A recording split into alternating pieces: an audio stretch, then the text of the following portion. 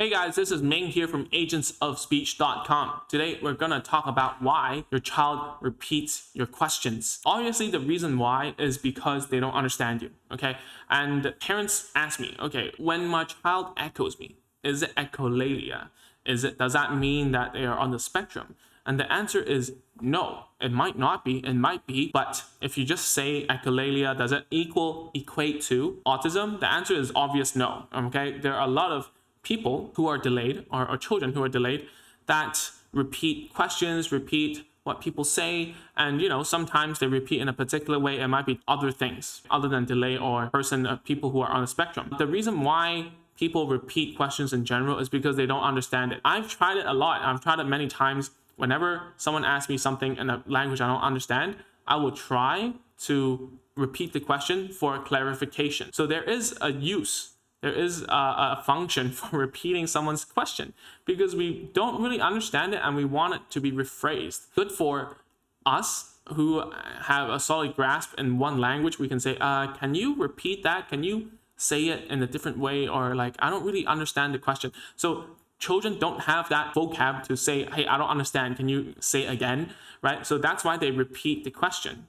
Okay, that's number one reason. Number two reason is because it becomes a routine. Children will grab whatever you're modeling and to use it in their vocab all the time. That's why swear words are a huge thing for children who are delayed, because it's loud, it's passionate, it's emotional, it's funny at times, okay? Children will pick that up and will use it even at the right situations, even if they're delayed, or they have a speech disorder or whatever. That way that you model sometimes is in a question form. I have a vivid memory of a client of mine who fell down, the kid, and then the mom would say, are you okay? And then the child would repeat, are you okay? It becomes a routine, okay? The next time he falls down, he says, are you okay? And points at his like knee, and then he's like making a sad face and so on. What that means is that they think that the question means that, ouch. So all I told the mom to do was, hey, stop saying, are you okay? Or even if you ask by accident, you instantly at that moment say, ouch, like that. Or like, I'm okay, or it hurts. Whatever that is normal or whatever that is acceptable at that situation, you can use it and say it. So very quickly after 2 weeks, the child started to use like, ouchie, it hurts, mom, instead of saying, are you okay?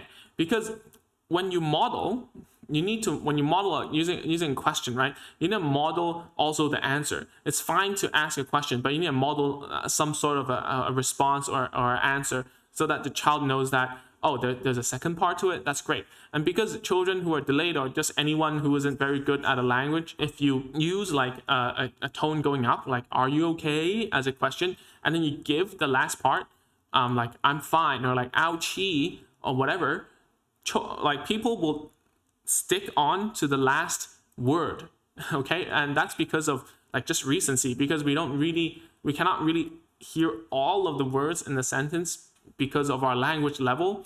Therefore, we will stick our attention to the last few words, which is the answer itself. So if you're trying to model a question, try to give the answer right away, okay? And therefore, it will make sense. Remember, always to model the language you want to hear. Do not try and use questions to teach, because when you use questions to teach children what they need to say, they don't have the content to do it, even if they know that they have to answer you. That's why they repeat. They don't understand it. Just to reassure you here, repeating a question, repeating words does not instantly, automatically mean that your child is on the spectrum.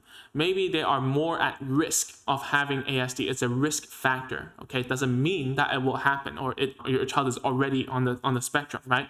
So you need to understand that. And whoever gives you suggestions that, oh, he might be on the spectrum or whatever, remember, take it with a grain of salt. It's a might. They don't know for sure. Go get it checked, okay? That's all I'm gonna say here. Hopefully this message gets to you. At last, if you haven't, you should go and check out our checklist for parents.